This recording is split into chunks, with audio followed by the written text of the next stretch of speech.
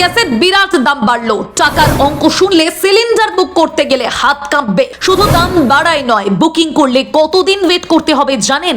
এই বিষয়ে কি বলছে পেট্রোলিয়াম মন্ত্রক?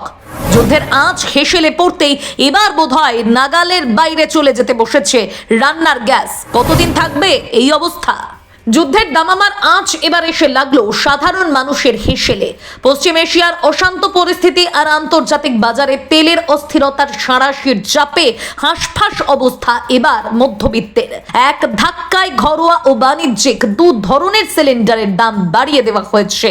আকাশ ছোঁয়া দাম বেড়েছে, কিন্তু কেন এই পরিস্থিতি? আর কেনই বা বাড়তি দাম দিয়েও মিলছে না গ্যাস? প্রশ্ন ঘুরপাক খাচ্ছে রান্নার হেসেল থেকে আম আদমির মধ্যে।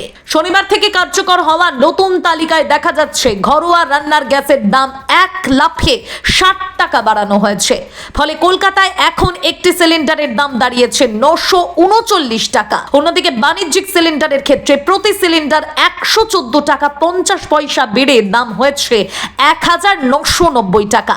মনে করা হচ্ছে এই মূল্য বৃদ্ধির ফলে রেস্তোরাঁ থেকে শুরু করে সাধারণের পাত সবখানেই খরচের বোঝা বাড়ল কয়েক গুণ। বিশ্লেষকরা বলছেন রান্নার গ্যাসের এই আকাশ ছোঁয়া দামের মূলে রয়েছে ইরান ও ইসরায়েলের সংঘাত। তথ্য বলছে ভারতের এলপিজি চাহিদা প্রায় 80-85% পূরণ হয় পারস্য উপসাগরীয় দেশগুলো থেকে। আর এই সরবরাহের প্রধান পথ হলো হরমুজ প্রণালী। ইরান এই জলপথের দখল ধরে রাখায় সরবরাহ নিয়ে চরম অনিশ্চয়তা তৈরি হয়েছে। পরিসংখ্যান বলছে গত 26শে ফেব্রুয়ারি অপরিশোধিত তেলের দাম ছিল ব্যারেল প্রতি 6500 টাকা। মাত্র 10 দিনের মাথায় 6 মার্চ তা বেড়ে দাঁড়িয়েছে 7700 টাকা। বিশেষজ্ঞরা আশঙ্কা করছেন যুদ্ধ না থামলে এই দাম 9000 টাকাও ছাড়িয়ে যেতে পারে। ফলে আন্তর্জাতিক বাজারে তেলের দাম বাড়লে তার সরাসরি প্রভাব টের পায় বাড়ির হেসেল।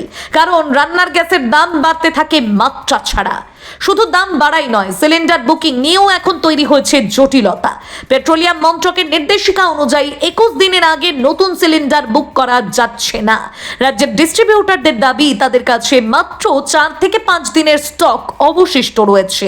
ফলে ডিস্ট্রিবিউটর অফিসগুলোতে ভিড় জমাচ্ছেন উদ্বিগ্ন সাধারণ মানুষ। পরিস্থিতি কতটা উদ্বেগের তা আঁচ করে কেন্দ্রীয় মন্ত্রী হরদীপ সিং পুরী অভয় দিয়ে জানিয়েছেন দেশে জ্বালানির কোনো ঘাটতি নেই।